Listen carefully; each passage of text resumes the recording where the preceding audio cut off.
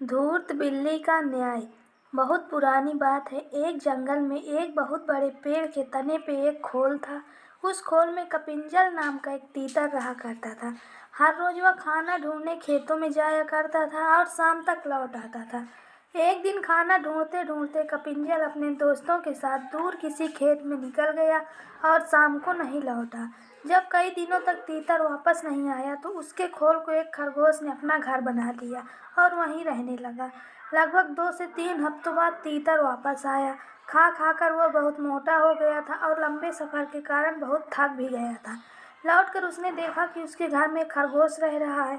यह देखकर उसे बहुत गुस्सा आ गया और उसने झल्लाकर खरगोश से कहा, ये मेरा घर है, निकलो यहाँ से। तीतर को इस तरह चिल्लाते देखकर खरगोश को भी गुस्सा आ गया और उसने कहा, कैसा घर, कौन सा घर? जंगल का नियम है, जो जहाँ रह रहा है वही उसका घर है। तुम यहाँ रहते थे, लेकिन अब यहाँ मैं रहता हूँ और इसलिए यह मेरा घर है। इस तरह दोनों के बीच बहस शुरू हो गई। तीतर बार बार खरगोश को घर से निकालने के लिए कह रहा था और खरगोश अपनी जगह से टस से मस नहीं हो रहा था। तब तीतर ने कहा कि इस बात का फैसला हम किसी तीसरे को करने देते हैं। उन दोनों की इस लड़ाई को दूर से एक बिल्ली देख रही थी। उसने सोचा, अगर फैसले के लिए ये दोनों मेरे पास आ जाएं, तो मुझे इन्हें खाने का एक अच्छा अवसर मिल जाएगा। यह सोचकर वह पेड़ के नीचे ध्यान मुद्रा में बैठ गई और जोर जोर से ज्ञान की बातें करने लगी। उसकी बातों को सुनकर तीतर और खरगोश ने कहा कि यह कोई ज्ञानी लगती है और हमें फैसले के लिए इसके ही पास जाना चाहिए। उन दोनों ने दूर से बिल्ली से कहा, बिल्ली मौसी, तुम समझदार लगती हो, हमारी मदद करो और जो भी दोषी होगा उसे तुम खा लेना।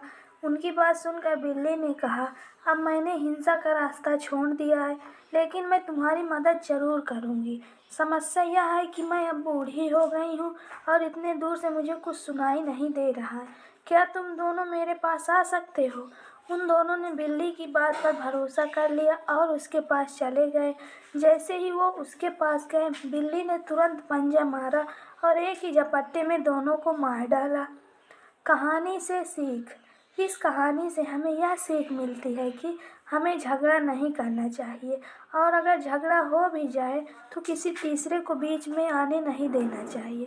तो दोस्तों, अगर आपको ये कहानी ज़रा से भी पसंद आई हो तो वीडियो को लाइक कीजिए, चैनल को सब्सक्राइब कीजिए और प्लीज़ हमें कमेंट करके बताइए कि आपको कहानी कैसी लगी।